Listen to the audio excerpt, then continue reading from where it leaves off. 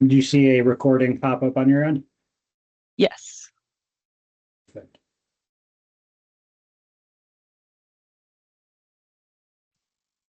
Hello, Hannah. Hello, Adib. Hey, Mo. Hi, how you guys doing? So far, so good.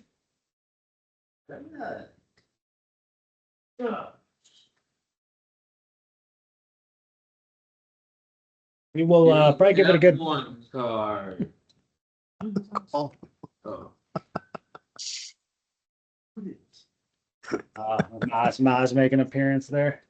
Maz, you want to say hello To who? to a bunch of students? Hello, students. Happy belated, Amy. Thank you, Joe. Oh, hey, Joe. Hey, Maz.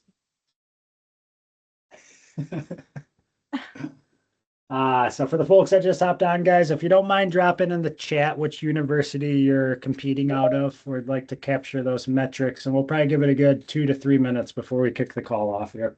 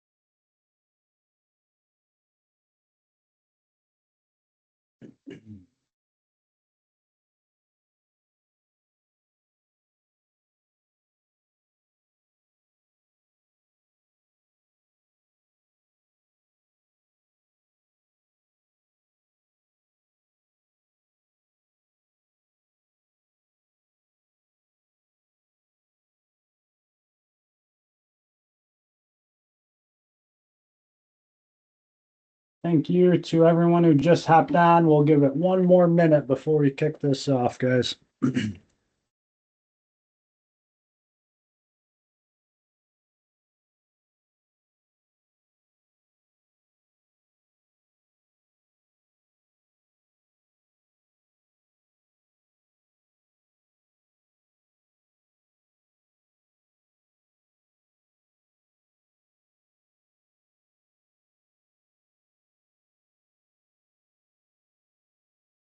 All right, I'll tell you what, we'll go ahead and kick these things off. Emma, are you good to monitor chat? Yes. Will be.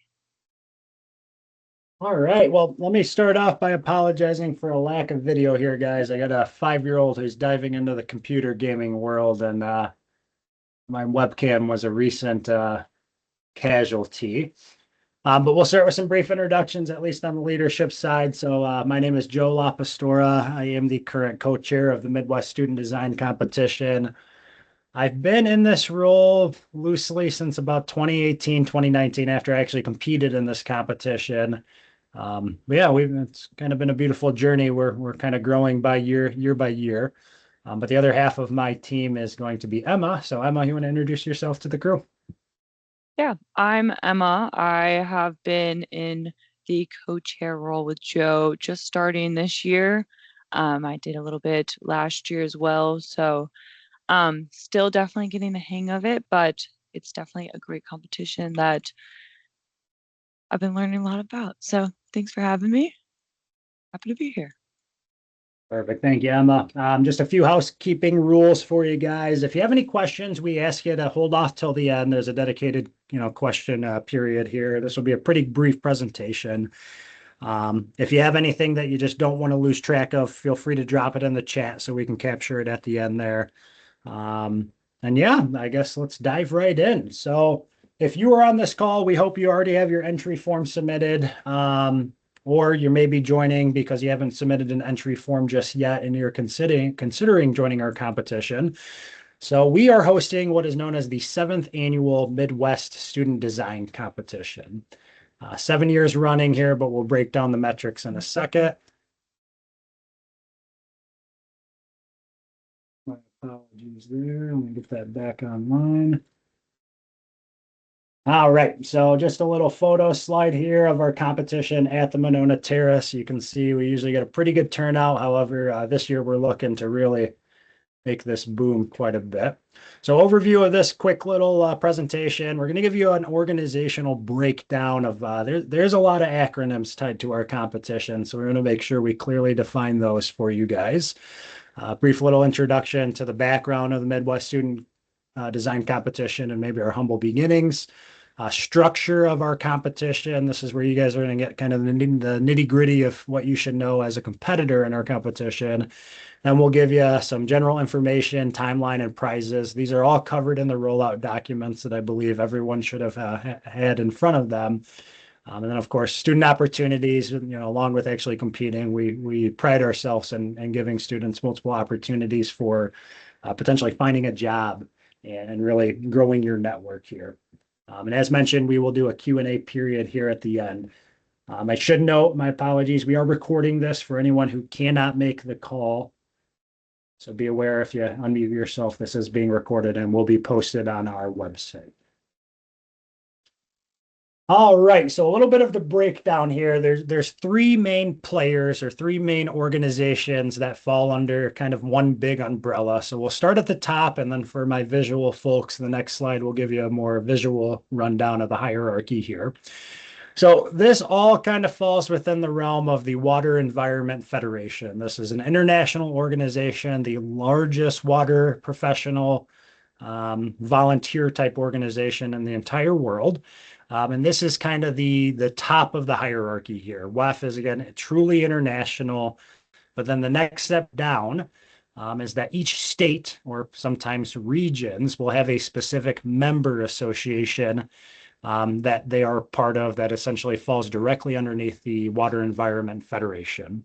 That main bullet point here in the middle is the Central States Water and Environment Association. That is the member association that is hosting this competition. Central States WEA consists of the three states of Illinois, Wisconsin, and Minnesota. And then what you will see below here in the sub-bullet points are a handful of other member associations aligning with Midwestern states, along with another country and maybe some non-Midwestern states, of essentially member associations that will allow their teams to compete in our competition, either because they don't host their own state competition or they just want to give you guys a little more value for competing in a real world, competition here. The majority of us are on this call for the global water stewardship category. So global water stewardship, I would say, falls third in the hierarchy here. Global water stewardship is it's its own standalone 501c3 nonprofit organization that actually branched out of Central States. This is going to be familiar to many of you guys on this call and those listening on the recording, as we have a whopping 13 entry forms for the GWS category as of right now. We do expect that to grow. So moving along for the visual folks, I just wanted to outline here kind of a schematic of kind of how these organizations correlate to each other. The big acronyms you guys should remember is WEF for the Water Environment Federation. Central States WEA is host of this competition. And then Global Water Stewardship will shorten to GWS from time to time. The other big acronym we hope you guys hold on to is this is the Midwest Student Design Competition. That's a bit of a mouthful, so we always strip that down to the MSDC. So evolution of our competition, this is actually the 13th year that Central States, the member association, has hosted a student design competition, and that started in 2014 through current. The first 2 years of the competition were exclusively featuring WEF categories, and we'll get into these in a second on a future slide. But there's essentially two known WEF categories. There's a wastewater category and a water environment category. However, in 2016, the Student Design Competition Committee started to entertain the idea of adding this GWS problem statement. And I hope many of you who are dove into your design already, you guys will see this is a dedicated problem statement where we, as Global Water, partner with a community in Costa Rica, and we task students to design what is essentially a preliminary engineering design of a centralized wastewater treatment system and the accompanying collection system for a community of choice in Costa Rica. And then post 2016, we have exclusively featured these three categories year in and year out. Prior to 2018 and the 2019 competition, the student design competition at that time was known as the Central States competition, and it was only open to university teams competing out of the three states within Central States. So that's Wisconsin, Minnesota, and Illinois. However, right around that time, we started to see a lot of interest into this pre-formulated GWS problem statement. So we, as Central States, the member association, actually went to the higher up in the hierarchy again, WEF, the Water Environment Federation, and we proposed an idea to kind of create a regional competition to support university teams in the neighboring states that don't really get the opportunity to compete at a state level because their MA doesn't host one. WEF fully bought into this idea, helped fund the fruition of the regional competition. And it's a really cool thing, guys. You are taking part of the largest regional or state level competition that feeds directly into WEFTech. You guys will see here in a little bit that the majority of people who win this competition for their respective states go on to compete at WEFTech. So many of the teams you'll see in Madison in April will be those you will encounter at WEFTech in New Orleans potentially. So this page is going to highlight everything I just verbally explained here. Three categories, two of them being the WEF categories for water environment, one for wastewater, and then that GWS category. We definitely want to take a moment in time to clarify who can compete in which category. And this really boils down to communication between the member associations to grant approval for these teams to compete in our competition. So I won't read it, but on the screen here, you'll see these are the list of states or any university teams that fall out of these states that can compete in the WEF categories of our competition.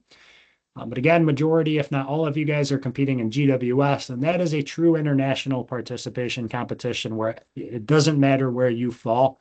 You can compete in our competition so long as you can make it to the in-person competition on April 16th in Madison, Wisconsin.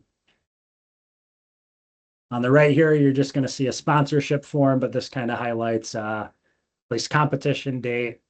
But for anyone watching the recording, or if you're supporting a team as a consultant, just a quick little pitch to really consider sponsoring this event. I mean, the value we provide to students has just been incredible.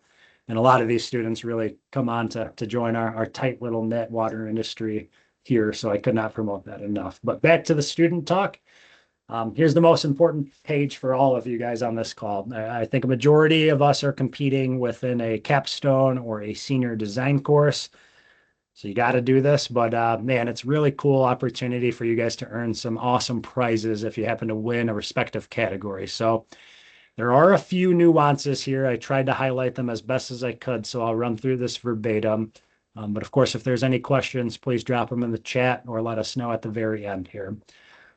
Quickly going through the WEF category for anyone watching from home in the recording, if you happen to compete in this category, the prizes are very clear. The winning design teams, and notice the plural there, will receive travel and lodging stipends to attend the International WEFTech Student Design Competition that is hosted on September 27th of this year in New Orleans, Louisiana. Now, the stipend amount that you may receive will vary based on which member association a team represents. So, for example, if we get a University of Illinois team that wins and they're the highest scoring team out of the Central States, they can go to WEFTech under the Central States Member Association nomination. However, for sake of conversation here, Iowa State's competing this year in the GWS category, but if there's an Iowa State team that competes in the WEF categories and say they get second place behind the University of Illinois team, but they're still the highest ranked team within their state or MA, they could then also go to WEFTEC to compete at the international competition if their state level member association sponsors them to go. So that stipend amount will vary. We, as the MSDC committee, will help make those connections and try to get you guys funding. But the cool prize there again is highlighted in that second bullet point. There is an article feature that the winning design will get to post their design in a pretty reputable Central States water magazine. Looks like I skipped over the second sub bullet point, but I did describe that there. So again, if you're the highest scoring team out of your specific state, even if you're second place, third place, you can still go to WEFTEC if you're the highest scoring of your state or your MA. Going to the GWS category, this one's a little more convoluted, so please bear with me. This one's international. So there are teams competing out of the Midwest, Iowa, Virginia, Georgia, Utah, Costa Rica as a whole. So we have 2 designated prizes here. The overall winner, the design team, will receive a stipend of up to $1,000 per student for only up to 4 students to accompany GWS volunteers on a future service trip. And this is typically held in August. So we're projecting August of this year. The winning team will get that opportunity to present their design and hand off their design documents to the community of San Rafael. And this is a real cool moment where you guys the winner is actually pitching their design to the community for them to take it and possibly run with it. The clarification I need to highlight in the first one here is the overall winner is the international winner cannot win the overall. The international team in Costa Rica has their own little cup of tea or their prize there. So this top bullet point is pretty much applicable to all of the 13 teams that have submitted their entry form within the GWS category. So it's going to be 8 Iowa State teams, George Mason, Utah, Virginia, so Mercer out of Georgia, all those teams there. We do not differentiate where you come from. If you are at our competition in person in April, the winner of that U.S. non-international cohort will be the winner to go down to Costa Rica with GWS volunteers. Understand there may be some questions there, so we can clarify at the end, but just moving along. International winner is quite different. There is a sub-competition held in Costa Rica for the university teams that are dedicated to really putting forth a design for their homeland, right? And rather than actually giving them a stipend to travel in the country that they already live, we have a nice little deal with WEF where the international winner that comes from Costa Rica, that university will actually go on to compete at the international level of the WEFTEC Student Design Competition in New Orleans.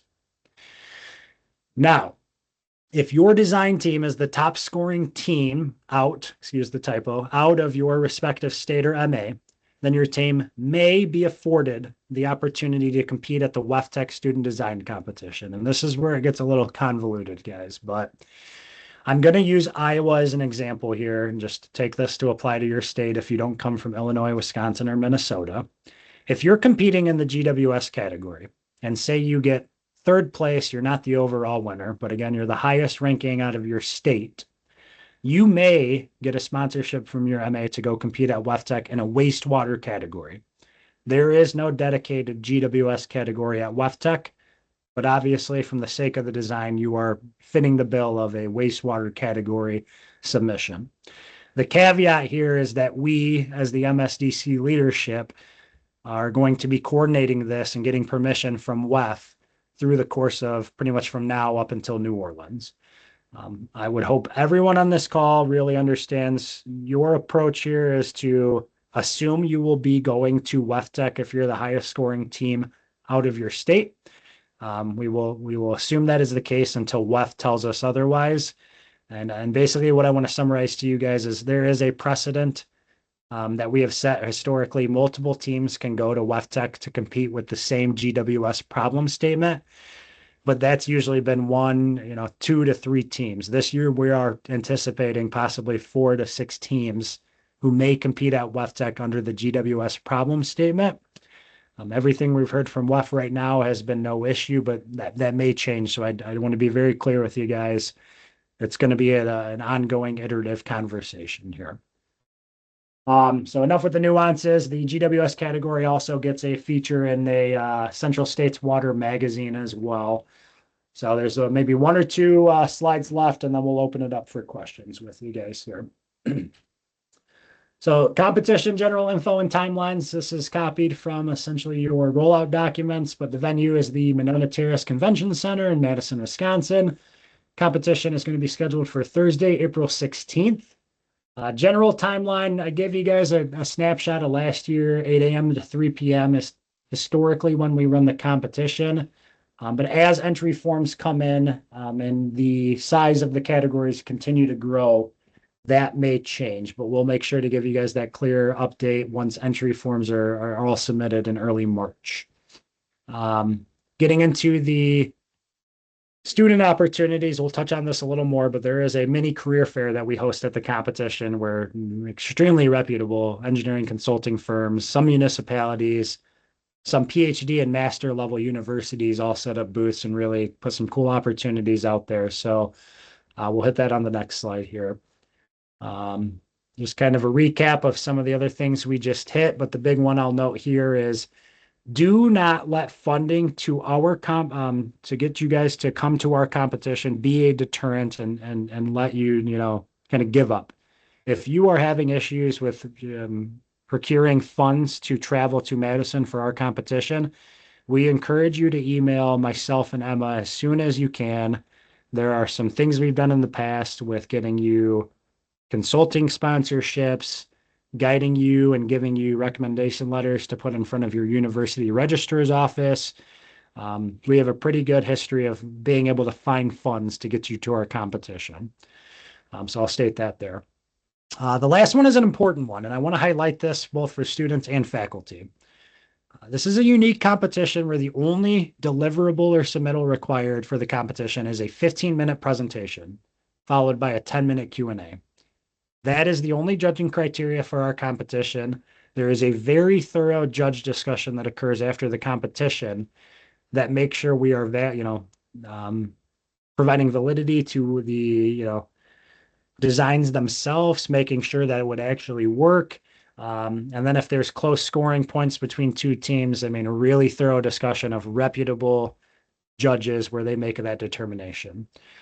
This can come off as a little odd that there's no report requirement, but just know that there is no report requirement at our competition level. If you choose to provide a report, we'll keep it and with the chance to hand it off to the client, essentially GWS community of choice. But even if you send it to us, guys, it will not be considered as a factor in the judging criteria.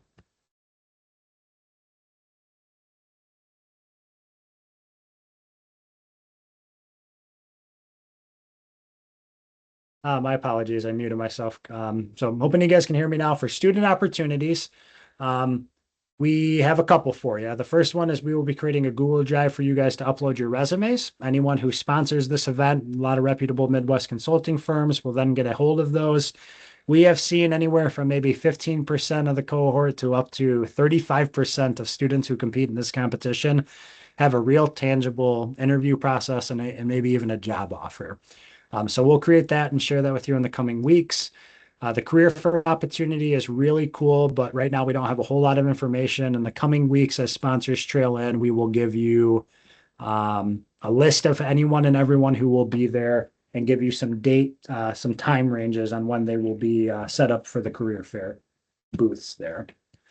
And then the coolest thing that we've done in the last couple of years is this competition is concurrent with one of Central State's Water Environment Association's big technical conferences throughout the year.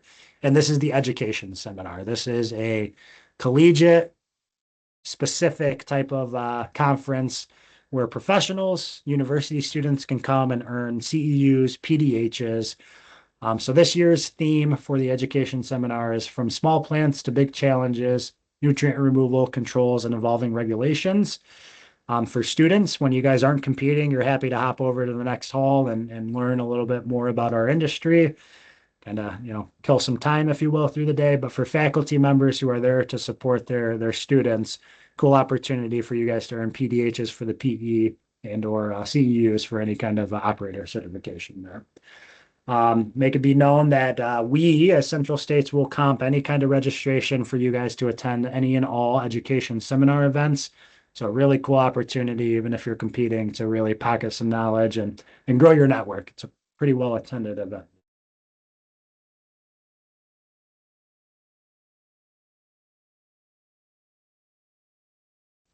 Oh, my apologies. I muted again. Competition guidelines are pretty clear here. I won't read them, but the design requirements I'll highlight. Take a picture of this if you are a design team. These are the 4 major things that we highlight for the judges. That'll be a big proponent of who wins. But the 3rd bullet point is probably the most important. We will provide a scoring rubric to all teams that will show the breakout of what the judges are looking for on the day of the competition. This will give students a better idea on how they should go about, planning their 15-minute presentation there. So the last bullet point is more so for faculty. I think there's only 1 team of a size over 4 members, maybe 2, but we are pretty strict on only having 4 members present at the competition on the stage. But we'll make it known we can make accommodations for more than 4 students to present, especially if this is part of a senior design or a capstone where we need to meet some ABAC curriculum requirements there. All that we would ask is any faculty or design teams who have a team of more than 4, and if you want to have more than 4 team members present, please reach out to us early on so we can make those accommodations for you. All right, I think I'll leave it on this page for a little bit and we'll move into questions. But what you guys are going to see here is contact information for myself and Emma as co-chairs of this larger MSDC. And then for each of the MAs that I've listed, there are some MA contacts here that you guys can reach out to. But as we said in the PowerPoint here, myself and Emma will help bridge the gap, make introductions, and start those conversations for you guys so we can make sure heading into potentially competing at the international competition, we have everything squared away. So with that, thank you guys for listening for 35 minutes of nonstop talk. We'll mute ourselves, check the chat, but if anyone has any questions, now is a good time to raise your hand or speak up. We'd be happy to dive into the specifics and answer any questions you guys may have. So with that, I'll stop sharing my screen in a moment. I'll mute myself, but feel free to speak up here, guys.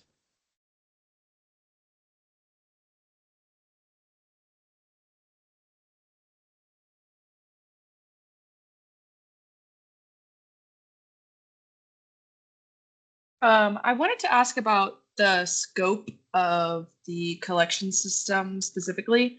Is there any sort of guidance on what kind of, I guess, how far to take that design in terms of like things like manholes and lift stations, or is it just kind of as far as we can take it? Yeah, it's a great question, Kaylin. Can you first give me some background on which university are you competing out of? I'm competing from Iowa State. Okay, cool. So yeah, as I understand, this is a majority of everyone in Iowa State's first year of hearing of our competition. So we'll give you some cookie cutter responses, but we'll give you some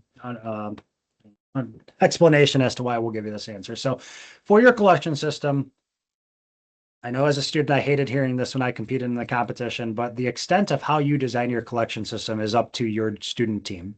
But I'll give you some examples of what we've seen in the past. I've seen at a very rudimentary level, student teams taking a KMZ or a KML file on Google Earth, something that's free and readily available, taking, say, the elevations that's given to you in the problem statement for the GWS category, and almost creating your own topo map, if you will, right?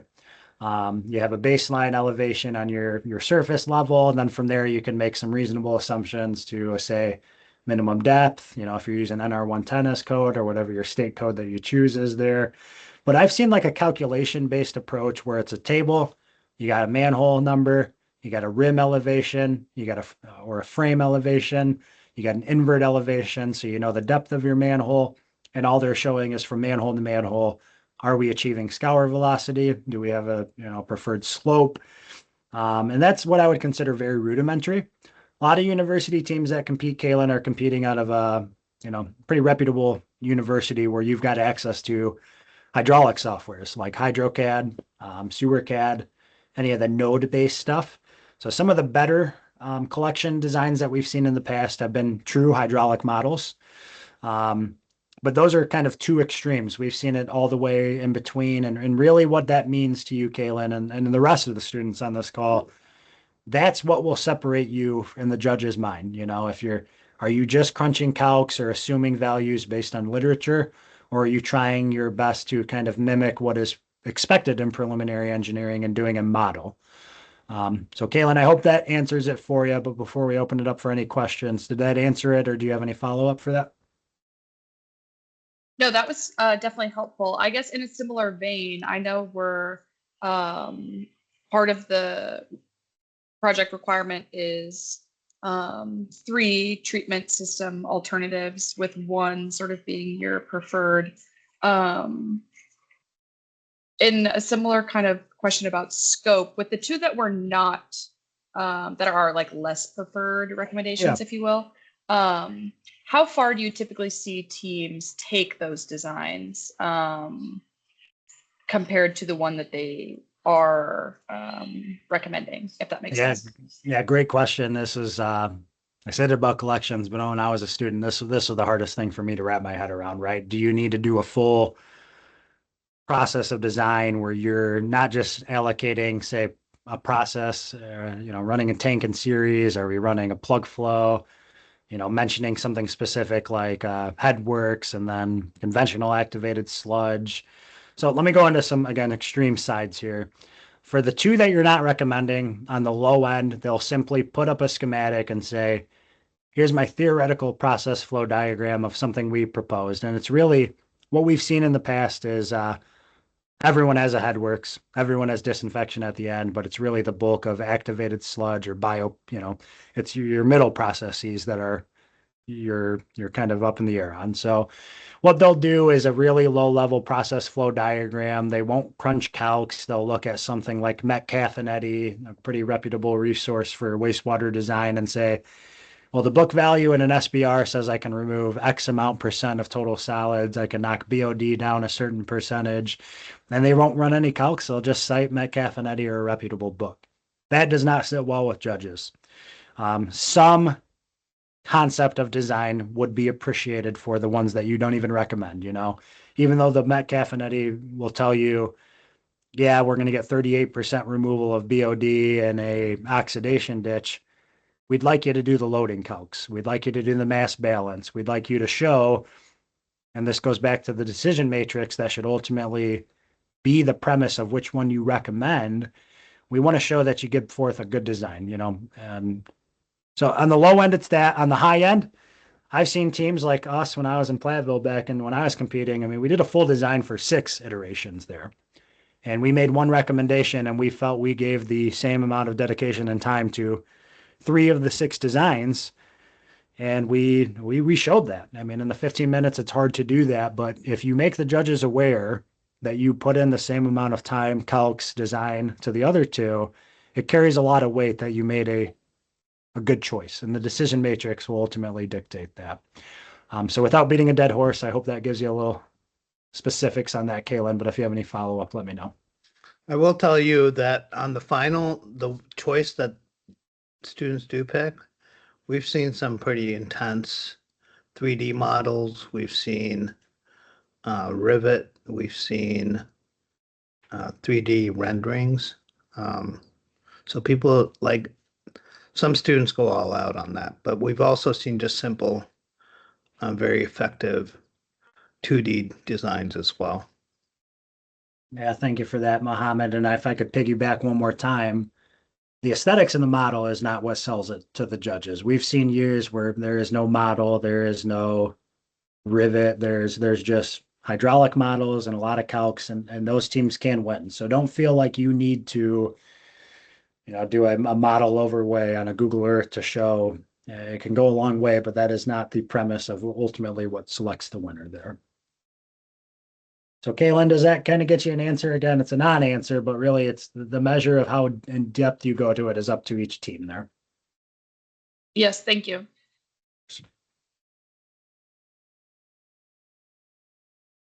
I think the key is going to be to have a good design, but also to really communicate well both the design and the process you went through in picking that design. Showing good sound engineering principles, really. Yes, absolutely. Kind of idea here, guys, is most of you guys in your senior year, if you're in civil, environmental, specific to wastewater, I mean, take everything you learned over the last 4 to 6 years in college and let's apply it. I've got a couple of questions up from Virginia with George Mason University. We were wondering for the alternatives that we're supposed to present, were those just alternative treatment facility types, or were they also involving alternative locations for the site? Oh, great question. So in fact, I think the problem statement, Hannah, actually explicitly requests three alternatives for three categories here. So one of them is three different well, let me go back here. For the process type, yes, three different kinds of processes. So one could be, screenings, oxidation ditch, disinfection. One of them could be, specific to a bar screen, grit control, then some kind of 5-stage Barden flow with some tertiary treatment at the end, right? You got to have three different types of designs for process. You also need to have three unique locations with ultimately recommending one process and one site location. I put my foot in my mouth. You do not have to do three iterations of collection. So it's only two areas that you have to have three potentials, and that's going to be process type, and that's going to be location of your facility. I see. Thank you so much for the clarification there. Of course. I also wanted to ask, I know we kind of just went over the levels of fidelity, maybe that would be acceptable for the model and stuff, but for the like cost analysis, have you seen anybody ever provide a life cycle cost analysis? Is that valuable in addition to focusing on capital costs and maintenance costs and stuff? Yeah, I love where your head's at, Hannah, and I think you, along with a lot of people on this call, will make some good engineers post graduation. Absolutely. You guys will see very clearly a lack of any kind of unit cost structure. I think all we wrote in the problem statement is put forth a recommended design, accompany some kind of dollar value to it. But let me dive into some specifics for you here. Good teams in the past have found reputable unit costs, something like RS means. Some do research specific to procuring stuff within the country of Costa Rica. I mean, some people are actually reaching out to consultants to get quotes on pumps and tanks for capital construction, right? It doesn't matter what you choose, but you need to cite it and you need to justify how you got to your cost estimates. A big thing in the engineering world, guys, is in a public bidding environment, the lowest responsible and responsive bid wins. Lowest price is one component of three there. You got to have a responsible design and you need to be responsive to answer questions that your client may have. So I can't give you a straightforward answer, Hannah, but in the past, it's, find something to cite unit cost wise, find specific procurement costs, but come with some justification as to this is how much it should cost under the X, Y, and Z assumptions that we're making here. Gotcha. Okay, good to know. Last question. I was curious if you could give us any more information about specific regulatory standards that we should be looking into complying with, in terms of like, I don't know, should we be considering US regulations at all or only looking at ones in Costa Rica, for the GWS category, that is? Yeah, this is again, I'm sorry for speaking in tongues, but I'm gonna give you the same answer anyone would get when they get this. Use your best engineering judgment. Recognize what is going on for a country that really only has 5 to 7 centralized wastewater treatment plants and zero standards right now. I Let me give see. you let me give you some examples at least. People who compete in the Midwest will take their version of NR 110 or their state specific IEPA standards and strip it down. They may either say, oh, in the state of Illinois, I have to treat solids down to a certain concentration. I'm going to match that. Or some will say, well, in the startup of a developing country, maybe we should be a little more lax on our, requirements there, if you will. The code that you pick is really up to the team. And I've seen them say, I'm going to take NR 110 from the Midwest. I'm going to apply Iowa DNR code standards here. I'm going to apply no codes at all. I'm just going to make up my own because I feel like this is a new design and we should come in here level headed. This is a very big part of the premise of the design that the judges will look at and see, are you being conservative with your approach? Are you mimicking something that is similar to the development of a country like Costa Rica? Are you being strict and enforcing code for like a state of Minnesota that treats their phosphorus limits down to egregiously low amounts? There's your non-answer, but answer there, Anna. Gotcha. Well, thank you so much for the perspective. Of course, just last thing there, make sure you cite it. If judges do not hear that, they will be one of their first questions for premise of design for a lot of these questions that pop up. Gotcha. Makes sense. Thank you. Of course. Really good questions here, guys. We'll stick around for a little more if you guys have any, but these are also questions you can send me, Emma, Jornessa, anyone else on the leadership team at any point in time, and we can help guide you. But any more that we have on this call? You have only about 20 more minutes that we had blocked out for this. Hey, Joe, I had a quick question.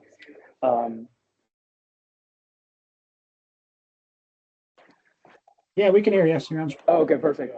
I didn't get any response. I thought my voice wasn't going through, but my quick question was, maybe this was discussed earlier in the meeting. I was in a class, so I jumped in about 10 minutes ago. Within the past competitors' presentations, I know we get like only, I heard 15 minutes to present. How in depth have you seen participants go into their calculations? Because obviously there's a lot of different calculations that are going into this project, which are designing a full-sized water treatment facility. How in depth and in the weeds do judges want to see calculations? And I guess where's kind of like the sweet spot that you see? Yeah, it's a great question, and it is a hard thing to balance when you're given 15 minutes. I mean, it's like you could spend 10 to 15 minutes giving some background on the problem statement, right? So I'm going to give you some tangible solutions to what you can do. But I would say, first and foremost, to get you a straightforward answer, you should be prepared to explain in depth anything that the judges will question, and I'll give you some examples. Some judges will say, well, how did you get your population projections? Can you explain your calcs behind that? Or how do you know you're getting 38% removal of volatile solids in the digestion process? These are reputable PEs at reputable firms in the Midwest. So here's what I advise you to do. Every team should keep their background information minimal, 1 minute, if that. Everyone who's competing in the GWS category has the same problem statement. Your judges have read that over 10 times. They know what the problem is. They know the requirements. So do not waste your time with background info. Good teams, Sriyansh, will cover general stuff through the 15 minutes. And then you'll say you have 30 slides for your presentation in 15 minutes. But competent teams will have what are known as secret slides, an additional 100 slides that you can't cover within 15 minutes. But during the 10-minute Q&A session, if a judge really has a hard time believing some of your calculation-based estimates or any kind of decisions you make, it's fairly common for a team to just say, oh, I created a slide. I couldn't show it in the 15 minutes, but here's the background of the calcs to show you how I came to this solution here. If you want to go into the weeds, that's great. I've also seen student teams just kind of say, hey, believe me, the book value tells me I'm going to get X amount of removal. So we treated that as the gospel and we stuck with it. Again, the level you put into it and your team puts into it is up to you guys, but that's a big part of the judging component there. Does that answer your question, Siraj? Yeah, it does. Thank you. Of course.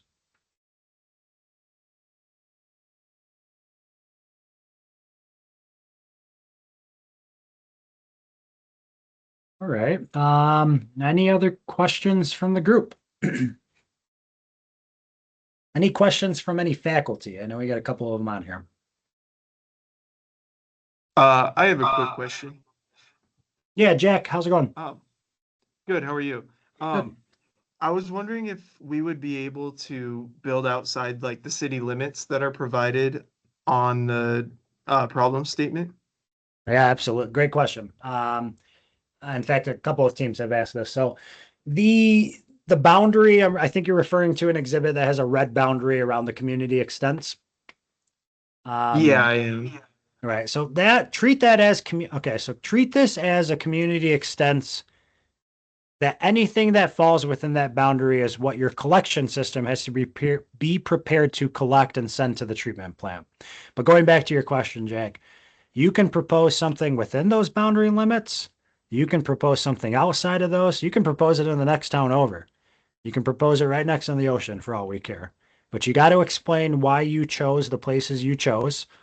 Is it low elevation? Is it terrain? Is it an odor concern to get it away from the community? But you can't go outside of the community extents. That red extents is really related to your collection system requirement of you need to be able to capture everything within the community. So I hope that answers your question there. Yeah, thank you. Of course.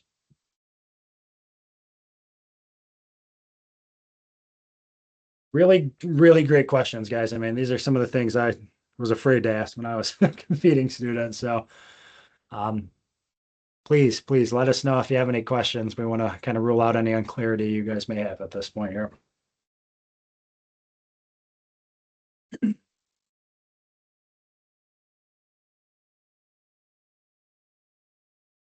I'm going to allow for another 1 to 2 minutes of some awkward silence, and then I see some chat in the group here. But if we go 2 minutes uninterrupted, guys, I'll let you off the call, or if you're feeling good, and feel free to hop off at any time.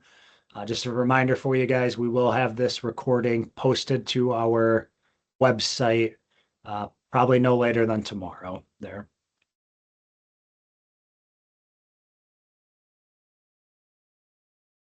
Well, maybe Emma and or Mo, anything that you guys think we missed, or maybe some questions you recall from past years?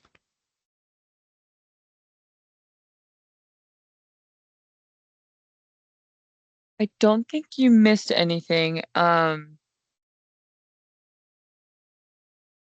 I think really you did answer most of the questions that at least I would have if I were a student performing at this competition. What about you, Mo? Anything come to mind? No, Joe, I think you covered more than plenty. Okay. They're gonna have questions when they get into the design, obviously, but I think most of them have mentors, right? Oh, yeah. Okay, well, I'm going to throw one on for the sake of the recording, and this is going to be for the WEF categories that actually don't have entry forms yet. But if anyone goes to compete, one big thing we've seen in the past, Alex, I see your thing in the chat. I'll get to this right after. But if you're competing in the WEF category, a question that comes up a lot is, how do I put a problem statement together? What we've seen in the past is people in the WEF categories will either partner with the municipality.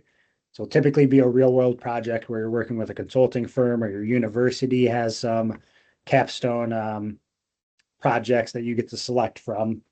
If you need help writing a problem statement or running it by us to see if you fit the mold to compete in the WEF categories, please reach out to myself or Emma. Again, our email was posted earlier in the recording, but we can help kind of square away anyone competing in the WEF categories there. So Alex, I'm going to read yours out loud for anyone who can't see the chat in the recording. So Alex is asking, I have a question on the zip file of the topography document. I was wondering if we can get clarification on what that file is and its content. In the file, there are multiple AutoCAD files that show what appear to be potable water lines and topography of the main river and a proposed plant.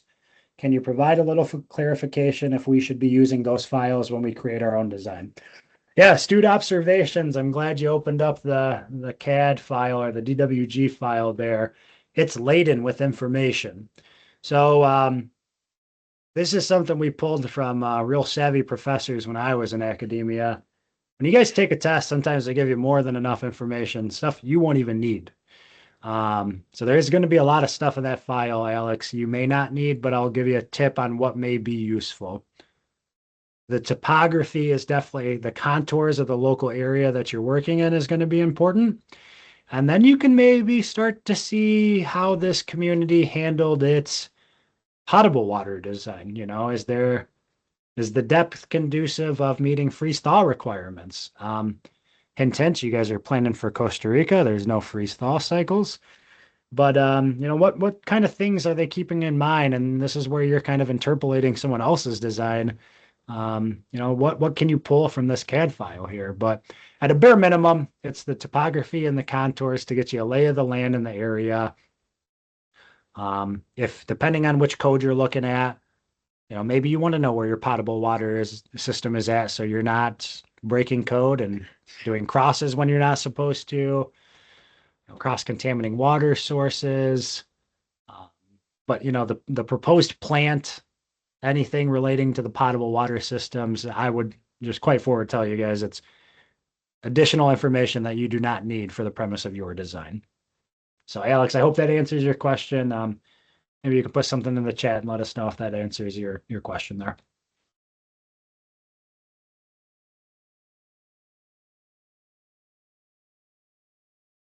Awesome. Yeah, we're pretty good at throwing you guys a lot of curveballs and a lot of, we really want to give you the opportunity to show your engineering prowess and all your hard work you put in at the university here. So thank you guys for understanding, the speaking in tongues here. We really want to push you to put forth a good design that you come up with and show that off. All right, I'll restart the counter. 1 to 2 minutes of awkward silence. We'll let everyone go, but any last minute questions for the 14 folks who are still on the call? I had a question. I jumped on about like 10 minutes ago, so maybe someone already asked this. But in the influent characteristics, there is no influent fecal coliform. There's just an effluent fecal coliform. So Yeah. I was wondering if there was any data we could find on that you had recommended, or if there was a number that you could tell us in order to help us do our disinfection. Of course. Great question, Angela. This, if you hopped on in the last 10 minutes, I'm going to repeat this just so you understand our perspective. We really try to mimic design that you're going to see post-graduation. And for some designs that you're going to do when you graduate and become potentially a consulting engineer, Angela, you're not going to have all the information. They can give you even conflicting information at times. And you, as the engineer, it's your job to make reasonable assumptions and assign those values based on your skill set and knowledge. But I'll give you some more tangible answers here. Yeah, there is no typical influent characteristics. We, as GWS and MSD leadership, will not give you a value. This was strategic, call it on our end, to see what kind of influent characteristics you guys may assign for the community of Costa Rica that is septic tank community. But I mean, if you go and cross-reference anything online, look at typical influent concentrations of plants of similar community size and types, you should make a recommendation on what that influent value is, and you should cite it. Be prepared to justify that. Does that answer your question, Angela? It does. Thank you. Perfect.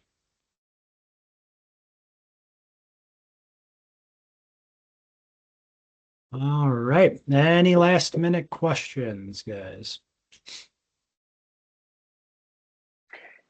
Just a quick one. In the similar vein where you mentioned briefly, like you might provide conflicting information within the problem statement document, if there's something we find in our research that conflicts with a certain statement or fact provided within the problem statement, would it be fine if we, countered that and provided like a justification? Oh yeah, against- we Okay. would love for you to correct us and come with the receipts there, Siran. So one big thing you may see, there is one, I'll plant the seed. There is one very specific set of conflicting data given in the problem statements and accompanying stuff, but we weren't mean as in past years, and I don't think we gave you guys any real bad data, but if in through your studies, through your literature review, through your courses, you think you have a more reasonable value, whether that's an influent concentration, whether that's, hey, your influent concentration's too lax, we're actually going to do a design to be a little more, restrictive on what we're putting into the receiving body. Yeah, please make those recommendations, but be prepared to explain the reasoning on why you think your value is better than maybe what was proposed in the problem statement.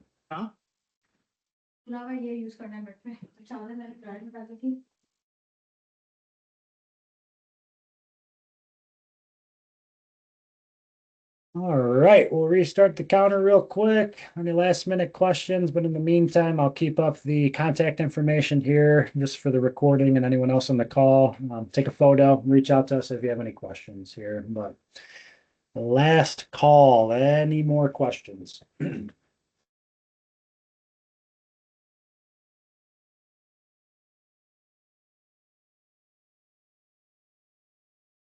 Right. I'll take that as we either answer them all or you guys are more confused than ever. And with that, I would say best of luck. As a past competitor, this is going to be a fun couple of weeks / months for you guys. Put your nose to the grindstone, take everything you've done and put forth a good design. And we're really looking forward to seeing you guys in Madison. So with that, I'll hang on the call for anyone else who wants to ask questions, maybe hang around after, but we're going to close out the recording here in a moment. Thank you guys for your time and truly and genuinely best of luck and thanks for giving us some time tonight, guys. We appreciate it. Thank you. Thank you, guys. Emma, you mind staying on for a sec? All good. I'll be around. Stopping our recording.